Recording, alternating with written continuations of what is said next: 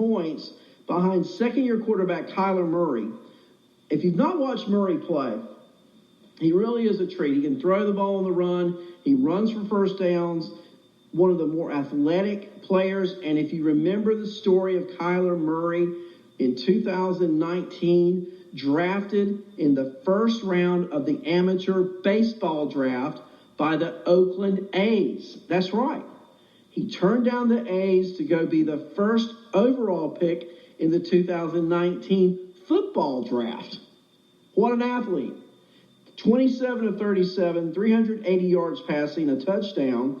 Running the ball yesterday, he rushed 9 times for 31 yards and another scoring touchdown. Meanwhile, Kenyon Drake ran 18 times for 60 yards. DeAndre Hopkins caught 6 balls for 131, a touchdown. It was all Cardinals, no Jets, and get used to it. That's just the way it's going to be. Will the Jets win a game this year? That's the question. Will they win a single game? I really don't know. Well, yesterday the Jaguars played the Texans. The Jaguars come in 1-3. The Texans come in 0-4. And I can go ahead and let you know that the Texans will win a game because they beat the Jaguars yesterday 30-14. For the Jaguars, they missed 3 field goals. It could have been a lot closer. Gardner Minshew went 31 for 49 for 301 yards and 2 touchdowns. James Robinson did not run the ball as much as I thought he would. 13 rushes for 48 yards. That's 3.7 yards per carry. Catching the ball, Laviska Shenault was the number 1 target. 7 receptions for 79 yards.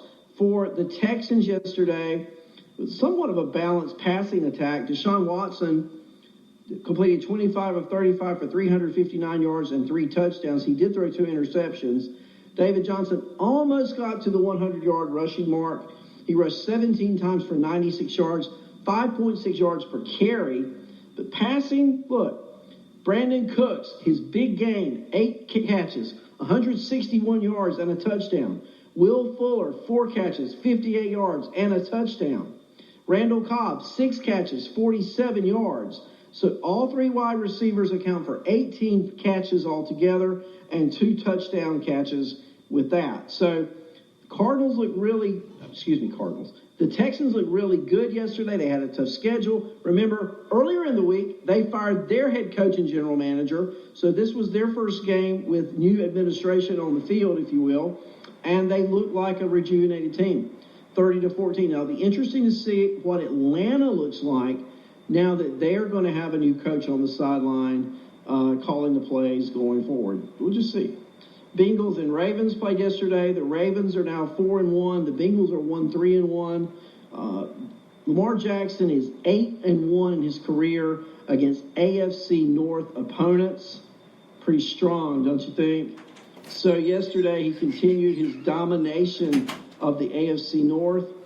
Looking at his numbers, Lamar Jackson had 19 completions, 37 attempts, 180 yards through the air, 2 touchdowns. Rushing the ball, he didn't run the ball much yesterday, only 2 times for 3 yards. Mark Ingram did run the ball 11 times for 57 yards, but it was a defensive battleground. They held the Bengals to 3 points. Rookie quarterback Joe Burrow was 19 of 30 for 183 yards. Not a good day. Had an interception. Joe Mixon, who was a stud running back last week, was lost against the vaunted Baltimore Raven defense. He had 24 carries for only 59 yards. That's a 2.5 yards per carry average. Not good. T. Higgins and Tyler Boyd, both with 4 catches.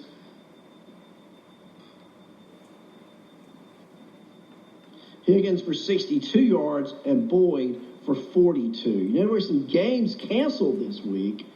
One that the 49ers wish probably had been was their game against the Dolphins. Boy, I was shocked. Miami flies across country to play in San Francisco. Miami comes in 1-3. The 49ers 2-2. The 49ers are getting back Mostert. They're getting back some key players. Garoppolo, you expect the 49ers to win the game. And let me just tell you, the Dolphins own these guys. I mean, look, at halftime, it was 30-7 Miami. And when you look at the numbers, Ryan Fitzpatrick, and then Miami goes out and drafts Tua from Alabama, and everybody's ready for Tua by week 4 to take over. As soon as Fitzpatrick falls, it's going to be Tua. Well, let me tell you, if Fitzpatrick continues to play like yesterday, he's not falling. He was incredible. 22 for 28, 350 yards against the 49ers, and 3 touchdown passes yesterday. He also ran the ball 3 times for 16 yards. Not a lot, but that's 5.3 yards per carry. He threw the ball to Preston Williams, who caught 4 for 106 and a touch. Mike Gesicki, the tight end, who caught 5 for 91. Devontae Parker, 2 for 50 and a touch. Myles Gaskins out of the backfield, 5 for 34. You see where I'm going? He spread the ball around, and it was just unstoppable. Meanwhile, the 49ers bench Jimmy Garoppolo coming back from injury at halftime. The first half, he only went 7 for 17 for 77 yards and 2 interceptions.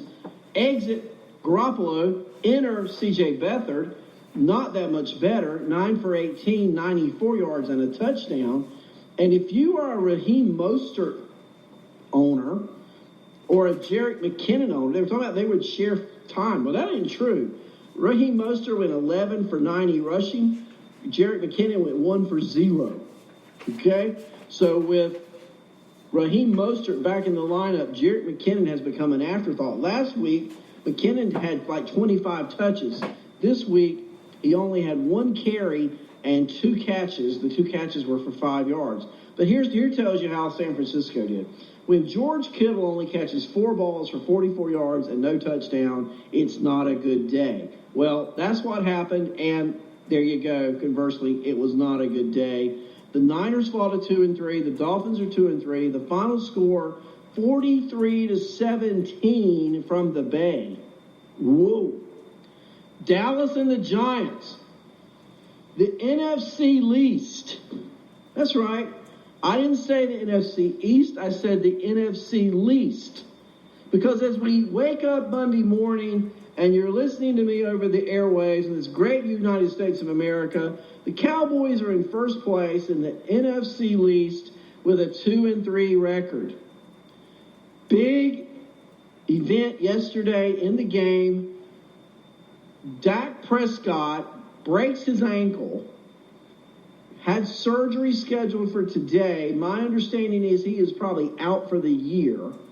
We'll find out about that. The Cowboys rally. The Giants played their best game of the year. Zerline kicks a 34-yard field goal as time expires. Dallas wins 37-34. Statistic-wise for the Giants, Daniel Jones went 20 for 33, 222 yards. Devontae Freeman, recently added to the team, 17 carries for 60 yards. Darius Slayton, a huge day, 8 catches, 129 yards. That was basically it for the Giants. The Cowboys, Prescott before he left, 14 for 21, 166 yards. Dalton comes in relief, 9 for 11, 111 yards. He actually pretty good. Zeke Elliott carried the ball 19 times for 91 yards rushing and 2 touchdowns. Catching the ball, look, I don't understand why the Cowboys, here's the thought, Dallas, trade Amari Cooper. The Raiders traded Amari Cooper to Dallas, and the first year he was there, he was a man possessed almost. He was on fire. Some games now, you're looking around, where's Amari Cooper? In the game Sunday against the Giants, Amari Cooper only catches 2 passes for 23 yards. CeeDee Lamb, the rookie, 8 catches, 124 yards, fast becoming the number 1 target in Big D. And Michael Gallup caught 2 balls near the end of the game that were the difference. Gallup was really quiet until about 2 minutes left in the game. He caught 2 long catches, really great catches over the shoulder, going down the sideline. Great throws from the quarterback, great catches by Gallup. He caught 4 for 73. The Cowboys, 37-34, moved to 2-3. Their 2 wins this game by 3 points. Remember, they had the onside kick against Atlanta, and now they're in first place in the NFC least, 2-3. That's going to be some interesting play, huh? So the final game I'll talk about in the NFL, well, I got a couple games left. We got the Colts and the Browns. Browns beat the Colts 32-23. That vaunted Indianapolis defense has gotten so much talk. Gave up 32 points to the Brownies. Mayfield went 21 for 37 with 247 yards and 2 touchdowns. Kareem Hunt taking on the role of primary ball carrier, 20 rushes, 72 yards for a 3.6 yard per carry average yesterday. And receiving it was Jarvis Landry catching 4, Odell Beckham catching 5, and Austin Hooper catching 5. And that's pretty big news with Austin Hooper coming around for the Colts yesterday, scoring 23 points. Look, Phillip Rivers, if you've watched him play any this year, he's getting old. Okay, I love Phillip Rivers. He had a great career at North Carolina State, playing football. He had a great career with the Chargers. But he was 21 of 33 for 243 yards, no touchdowns, 2 interceptions. Jonathan Taylor only carried the ball 12 times for 57 yards. Jonathan Taylor was supposed to be one of these top 10 RBs in fantasy this year, and so far it just has not happened for Jonathan Taylor and the Colts. Colts are now 3-2. The Browns are now 4-1. So the Brownies are off to a great start. That division is up for grabs, and frankly, I'm impressed with. They've got great skilled players. We'll see. Teams on bye this week. The Patriots and Broncos, their game was canceled. They were supposed to play tomorrow night. It's tonight rather. Excuse me. That game's been moved to week 6. The Packers and Lions also on bye week. Sunday night, the Seahawks and the Vikings played. It was a late game. The Seahawks were down early, came back on the Vikings. I tell you, that quarterback, Russell Wilson, never count him out. He started off the game slowly, came on strong, 2 touchdown passes in the second half. Before the fourth quarter ever started, he had 2 touchdown passes. And the Vikings, who led 13-0 at halftime, early in the third quarter, not even midway through, were down 21-13. The Seahawks can score points fast, and that's exactly what they did last night. Just look out for them. I'm telling you, I didn't like the lime green jerseys with the blue numbers at all, but hey, whatever works, you keep on, right? They're going to be a team. I think the Seahawks are a Super Bowl team this year. I really do. We'll see. Let's talk a little baseball. How about that? It was a great Monday night. Tonight there's a game in the NFL. There's also baseball games tonight. Let's take a look at our schedule. ALCS game number 2 starts at 4:07 this afternoon. It will be at Petco Park. Lance McCullers going for the Astros against Charlie Morton and the Tampa Bay Rays. And to kick off the debut of the NLCS tonight at Globe Life Field in Arlington, it'll be the first game. Are you ready? The first game of the Major League season with fans in attendance. Now, Max Fried's going for Atlanta. Walker Buehler going for the Dodgers. A great pitching matchup. I wonder how it will feel to the players in the National League Championship Series playing before actual fans. Now, it won't be a full house, nor will it be, though, the cardboard cutout figurines that we've seen all regular season.